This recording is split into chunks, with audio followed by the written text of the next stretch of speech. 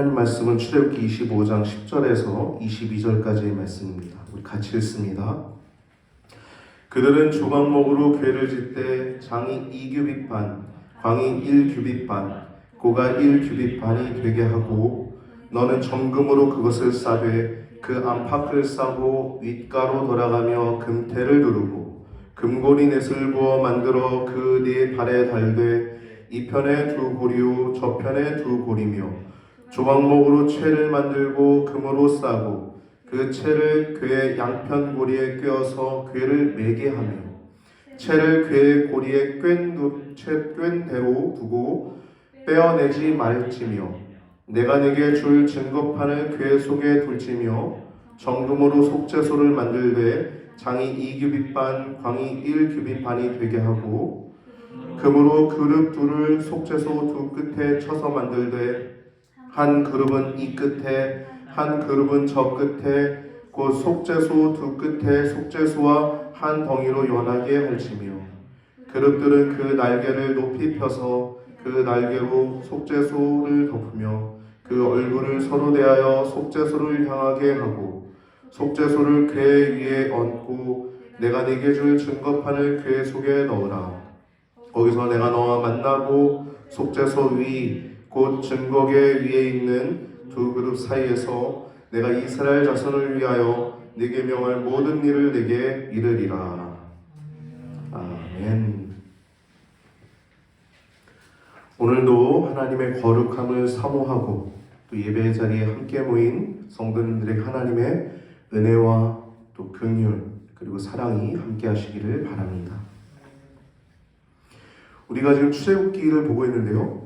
이 출애굽기는 사실은 출애굽 사건보다는 언약과 성막에 더 초점이 맞춰 있습니다. 근데 이름을 출애굽기라고 한 이유는 이 출애굽기라고 한 사건이 큰 사건이었기 때문에 그런 것 같습니다. 실제 말씀 내용을 보면 언약과 성막의 말씀이 중심을 차지하고 있죠. 여러분, 이 성막은 지난번에도 얘기했듯이 이 구속사에 한 맥을 잇는 매개체입니다. 구속사의 맥을 쫙 이어가요. 성막이라고 하는 것이. 이게 어디까지 이어가냐? 끝까지 이어갑니다. 끝까지. 우리 처음부터 끝까지 다 이어가게 돼요. 이 에덴 동산의 회복이라고 얘기했죠. 이 성막은 에덴 동산의 회복. 이 성막은 에덴 동산의 회복입니다. 근데 아직은 완전하진 않아요. 이 완전한 에덴 동산의 회복은 언제 오냐? 마지막에 요한계시록 21장과 22장에 거룩한 성 새 예루살렘이 이 땅 가운데 내려올 때 천국이라고 그랬죠. 거기에는 이제 생명나무도 있고 에덴 동산처럼 생명수도 흐르고 그런데 하나가 없어요. 선악과가 없습니다. 완전한 것이에요. 처음에 에덴 동산은 완전하지 않았어요. 선악과를 먹게 되면 하나님께 혼나는, 심판받는 분명한 그 매개체가 하나 있었죠. 선악과가. 근데 마지막 천국은 그 선악과가 없습니다. 영원히 하나님과 함께 먹고 마시는 장소인 것입니다. 할렐루야. 우리가 그 완전한 곳을 향하여 지금도 나아가고 있는 것이고 지금도 그것을 누리는 것인 줄 믿습니다. 할렐루야.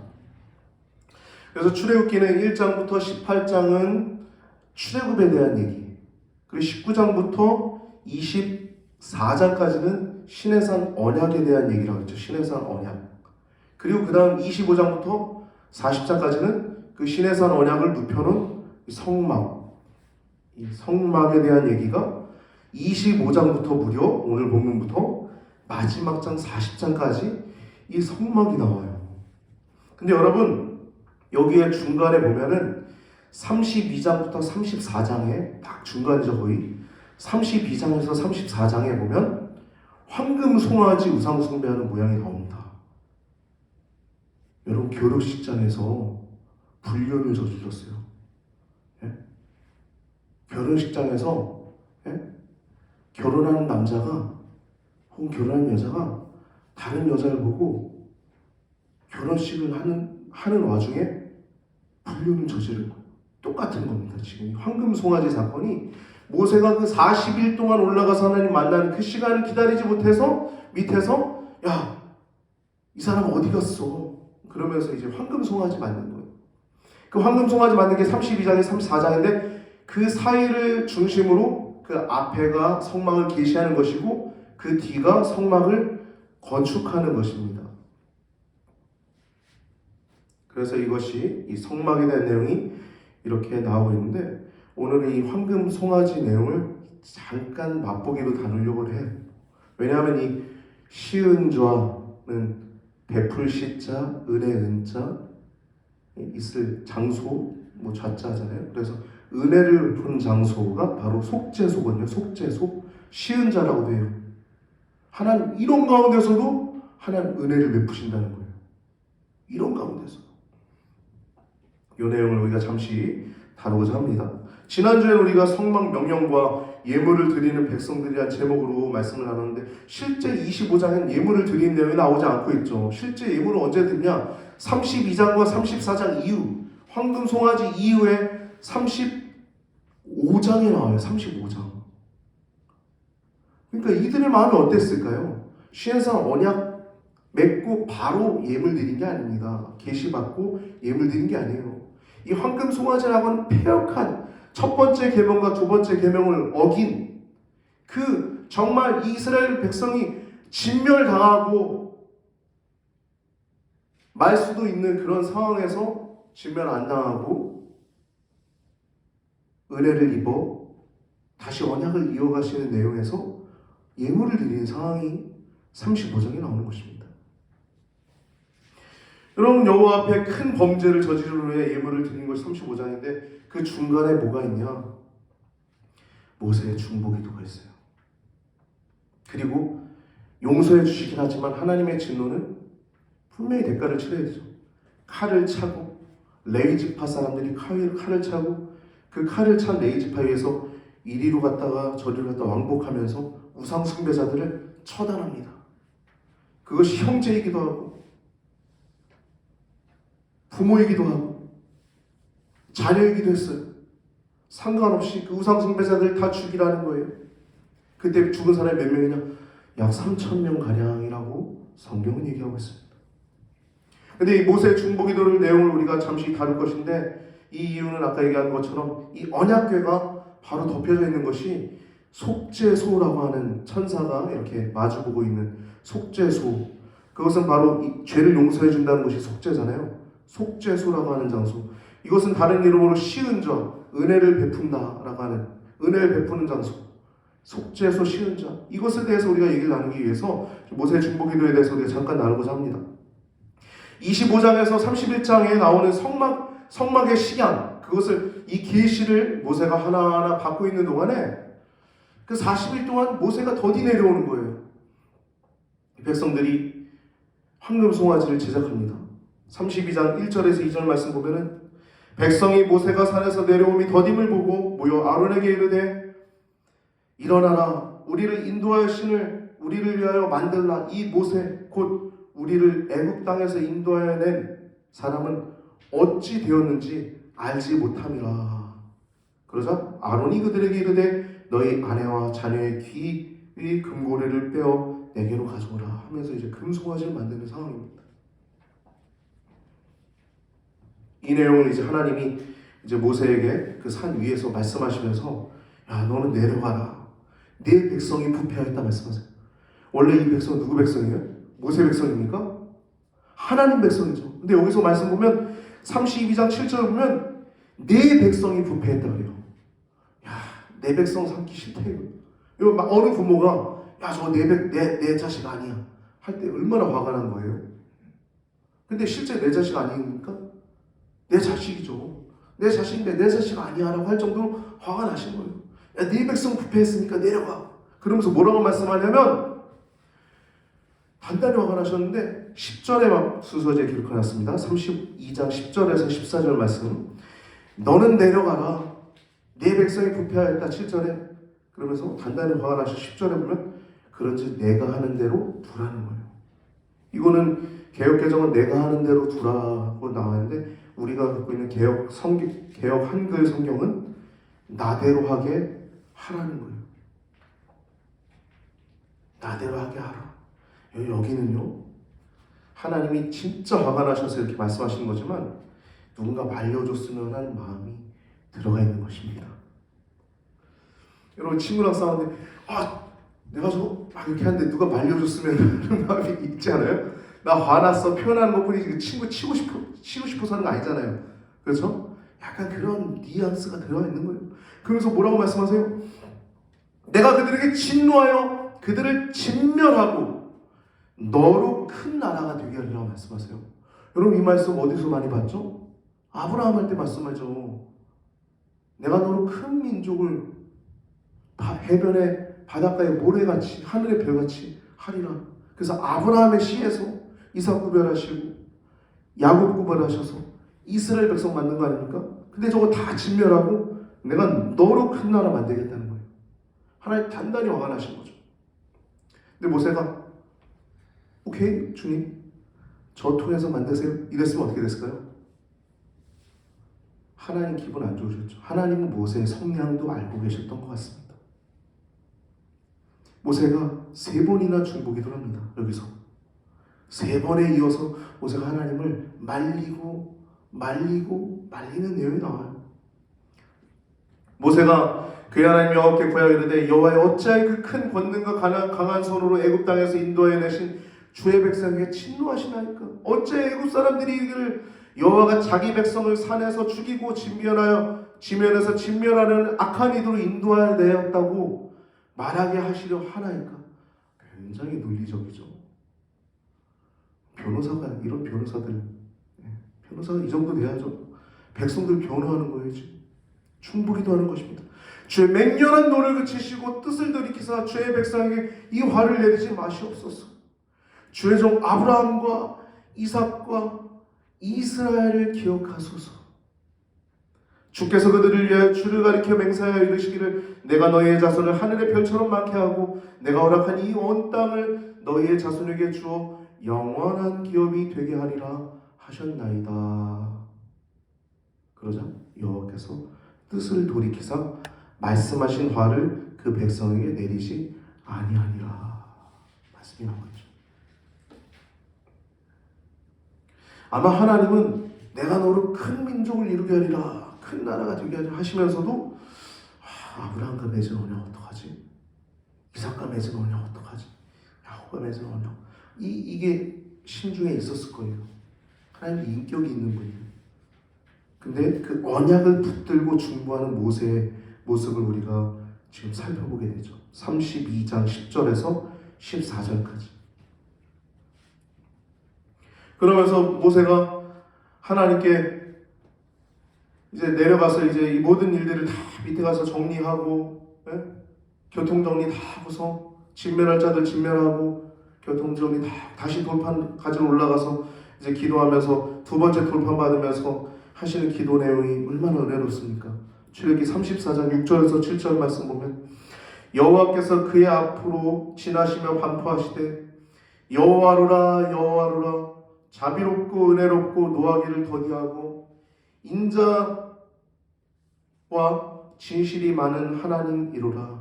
인자를 천대까지 베풀며 악과 과실과 죄를 용서하나 형벌 받을 자는 결단코 면제하지 않고 아비약을 자녀손 3, 4대까지 보응하리라.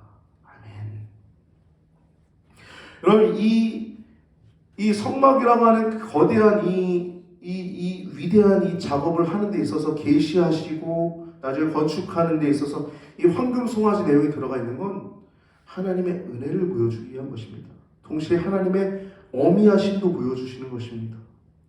그래서 오늘 본문에 나와 있는 이 언약궤는요, 이 법궤는, 언약궤를 담는 이 법궤는 그 위에 속죄소가 있었어요. 속죄소, 뚜껑이라고 하죠. 이 언약궤를 덮는 것이 속죄소입니다. 이 속죄소는 어떤 모양으로 생겼냐면 이 순서지에 그림이 있죠. 언약궤가 밑에 이렇게 조각목으로 잘 만들어져 있고 그 위에 덮여 있는데 그 속죄소 위에는 천사의 모양이 있었어요. 그룹이라고 하죠. 그리고 천사가 둘이 날개를 활짝 펴서 이 속죄소 위를 다 덮는 거예요. 언약궤를. 두 날개 끝이 다 이렇게 양쪽으로 마주 보고서 이렇게 있습니다. 두 그룹이. 이 속죄소는 시은좌라고 해요. 시은좌, 은혜를 베푸시는 처소. 여러분, 이 언약궤와 이 속죄소가 사실은 구체적으로 들여다보면 모든 성경의 축소판입니다. 이 언약궤, 언약을 맺은 하나님 백성, 그리고 시은좌, 속죄소가 이 모든 성경의 축소판이고 또 핵심이에요. 우리가 죄가 죄되려면 어떻게 죄될 수 있어요? 말씀으로 죄가 죄임을 아는 것입니다. 할렐루야? 죄가 죄인지 죄가 아닌지 알지 못하는 사람들도 있죠. 무분별한 자들, 그리고 거짓 선자들도 요즘 많이 돌아다닙니다. 그러나 죄가 죄됨을 알기 위해서는 이 언약궤라고 하는 이 율법을 통해서 죄가 죄됨을 아는 것입니다. 할렐루야. 우리가 하나님을 맛보아하는 것은 죄를 마음대로 져도 된다는 것이 아닙니다. 죄를 알고 죄를 또 하나님 앞에 씻어 그 하나님의 거룩함을 또 맛보고 그 하나님의 거룩함과 어미하심 앞에 우리가 서는 것이 우리가 천국을 이 땅에서도 맛보며 살아가는 것입니다. 그래서 이 언약궤와 이 속죄소는 사실은 모든 성경의 핵심입니다. 예수님도 용서해 주시러 오신 거예요. 휘장이 쫙 찢어질 때 우리가 아까 여기 기록해 놓은 히브리서 10장 19절에서 20절 말씀은 휘장은 곧 그의 육체니라 라고 두 번째 기록해 놨죠. 휘장은 곧 그의 육체니라. 예수님이 죽으시면서 그 휘장을 찢어 놓으신 거예요. 그래서 누구나 죄인이나 주에서 앞으로 오는 자마다 그 속죄소 앞에 시은자 앞에 나아가 은혜를 맛보고 내가 하나님 백성이지, 내가 하나님의 자녀지 라고 맛보고 아버지 하면서 담대히 나아갈 수 있는 것입니다. 할렐루야. 은혜의 보좌 앞에 담대히 열어놓으신 하나님의 은혜에 감사할 수 있는 오늘 이 시간 되길 바랍니다. 이 두 가지 말씀 중에서 여러분, 신약 성경의 탕자의 비유를 한번 얘기 나눠봅시다. 어느 목사님 설교사가 들은 내용인데 참 마음에 와닿아서 나누고자 합니다. 아버지의 모든 재산 아니고 아버지의 많은 재산을 받아서 다 탕진하고 돌아온 그 아들이 돌아와서 그 아버지가 그를 기뻐하면서 금가락지 끼우고 살찐 소를 잡고 또 깨끗한 옷을 갈아입히며 씻기고 그 많은 것을 줄지라도 만약에 그 아버지가 마음 가운데 용서해 주지 않으면 그 모든 것이 무슨 쓸모가 있겠습니까? 아버지의 용서가 그 탕자의 비유의 핵심입니다. 할렐루야. 뭐 소를 잡고 안 잡고 그 큰형이 그 첫째가 와가지고 아버지 저는 맨날 여기서 농사 짓고 아버지 곁에서 모든 일들을 다 돕고 그랬는데 내게 살찐 소는커녕 송아지 한 마리도 안 줬는데 저 망나니 같은 놈이 왔을 때 살찐 소라니요 했던 그 상황 가운데 그 소가 중심이 아니라 용서가 중심입니다. 그 말씀, 용서. 아버지의 용서. 우리 신앙생활은요, 용서를 맛보는 것입니다. 그것이 핵심입니다. 할렐루야. 하나님을 맛보아하는 거예요. 우리가 하나님을 맛보아하려면 다른 어떤 것이 아니라 하나님께 용서를 받아야 합니다. 할렐루야. 오늘 본문이 바로 속죄소. 죄를 속하는 장소. 속죄소. 언약궤 있는 곳에, 그 언약궤 있는 곳의 핵심은 죄를 용서 안 받는 속죄소라는 거예요. 속죄소. 은혜를 베푸시는 시은자가 있는 곳이라는 것입니다. 여러분, 우리 신앙생활 하나님 맛보아하는 것입니다. 거룩하신 하나님을 맛보는 것입니다. 그분과 동행하는 것입니다. 그분과 함께하는 것입니다. 더욱더 주님과 동행하시는 여러분과 제가 되길 바랍니다. 오늘 본문을 보면 10절부터 16절은 언약궤를 이제 짓는 내용, 양식을 말씀을 기록하고 있고요. 그리고 17절부터 22절은 언약궤의 뚜껑 격인, 이 덮개 격인 속죄소 시은자를 만드는 양식이 나와 있습니다. 먼저 이 증거궤, 이 법궤, 언약궤를 만드는 양식을 보면 조각목으로 궤를 짓습니다. 이 조각목을 시띠나무라고 하는데요. 정금으로 안과 밖을 쌌어요. 이 궤는 상자예요, 상자. 관이라고도 할 수 있죠. 이 크기가 얼마나냐면 약 한 1.2m 가로, 그리고 세로 0.7m, 그 높이도 0.7m 동일합니다. 세로와 높이가 동일해요. 이 정도 크기예요. 한 1m가 안 되니까 우리 허리보다 좀 아래에 있겠죠. 무릎보다 좀 더 위겠고, 그 정도의 높이입니다. 이 조각목으로 이 궤를 짓고 이 궤의 안과 밖을 다 정금으로 쌌습니다. 그리고 윗가에는 금태를, 돌아가면서 금태를 두르도록 했어요. 순서제 그림이 그려져 있는데요. 그리고 그 금고리 넷을 달게 했습니다. 금고리 넷을 한 편에 두 개, 한 편에 두 개. 왜 이걸 달았냐면 채를 깰 수 있도록. 고리를 달아야지 채가 들어갈 수 있잖아요. 채. 이 채를 왜 달았냐면 이 법궤를 만지면 죽기 때문에 그렇습니다. 이 법궤를 함부로 만지면 죽임을 당하기 때문이에요. 다윗에게 가지고 오기 전에 우사라고 하는 사람이 그 법궤를 만졌을 때 하나님이 우사에게 충돌하심으로 우사가 죽임을 당했죠. 그래서 그 장소를 베레스 우사라고 하지 않습니까? 하나님의 거룩한 법궤임을, 그래서 만지지 않도록 운반할 때 조심하고 주의를 기울이도록 하기 위해서 이 고리를 만들고 채를 넣게 했습니다. 그래서 14절에 보면 매게 했어요. 이 법궤는 다른 것과 달리 제사장만 멜 수 있었습니다. 제사장만. 오직 제사장이 어깨에 메고 옮겼습니다. 다른 떡상이나 번제단, 분향단 등대 이런 것들은 고핫 자손이 운반하였죠. 레위 자손 중에 고핫 자손이 운반하였습니다. 이 증거의 언약궤 안에는 십계명 두 돌판과 만나 아론의 지팡이가 들어가 있었습니다. 가장 중요한 건 십계명의 두 돌판이죠. 이게 바로 언약서예요.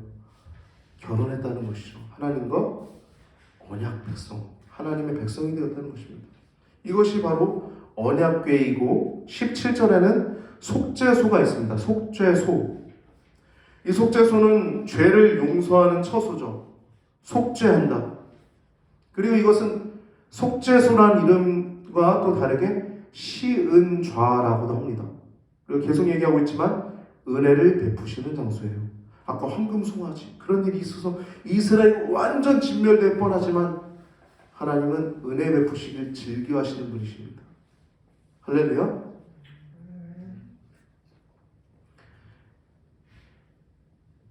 예수 그리스도를 통해서 나중에 피의 공로로 그 능력을 맛보게 되는데, 우리가 피의 공로로 그 은혜 보좌 앞에 담대히 나가게 되는데, 이것은 이 시은자라고 하는 이것은 행위로 심판하지 않겠다는 거예요. 율법의 잣대로 여러분 심판하면요, 우린 다 죽습니다. 율법의 잣대로 심판하면요, 우린 즉사예요. 그냥 저도 이 자리에 없습니다. 이미 죽었죠. 근데 행위로 심판하지 아니하고 죄를 용서하시겠다고 하는 거룩한 뜻이 담긴 것이 속죄소입니다. 시은좌예요. 할렐루야. 근데 요즘 어떤 세력들이 뭐 종교다원주의 혹은 뭐 어떤 것이 죄가 아니다라고 아주 희미하게 이렇게 어설프게 물타기 하잖아요. 여러분, 그런 사람들 조심해야 합니다. 저도 물론 목회자이기 때문에 가장 조심해야 돼요. 목사들이 가장 조심해야 돼요. 심판이 가장 큽니다. 요한계시록 보면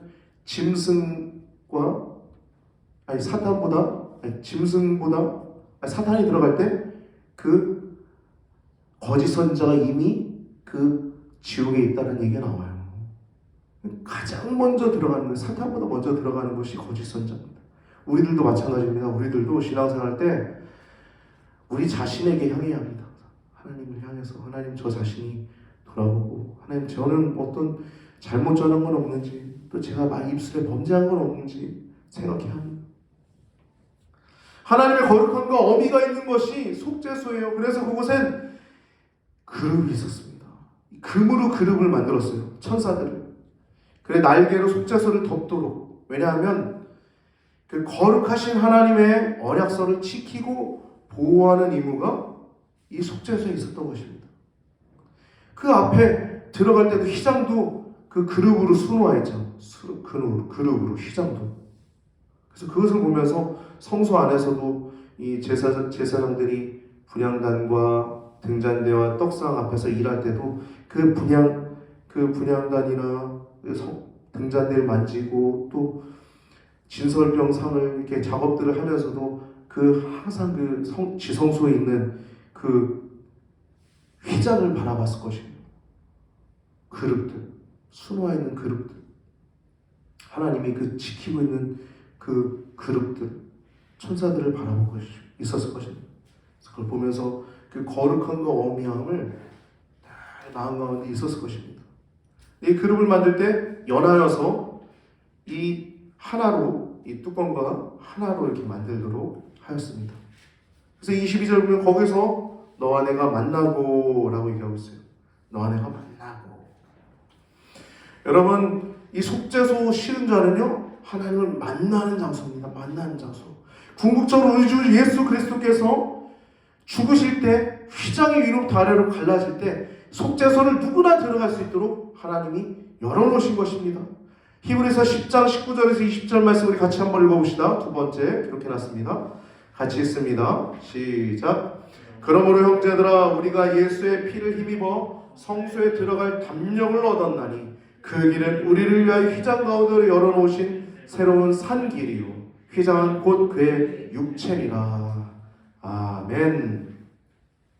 지성소가 있는 이 법궤가 있는 이 지성소에 누구나 들어갈 수 있도록 이 휘장을 찢어놓으시는 예수님. 여러분, 예수님을 통해서 우리는 그 은혜의 보좌 앞에 담대히 나갈 수 있습니다. 여러분과 제가 더욱더 그 거룩함을 맛보고 또 거룩함을 사모하는 우리 귀한 시냇가의 교회 성도님들 되시길 예수님의 이름으로 축복합니다.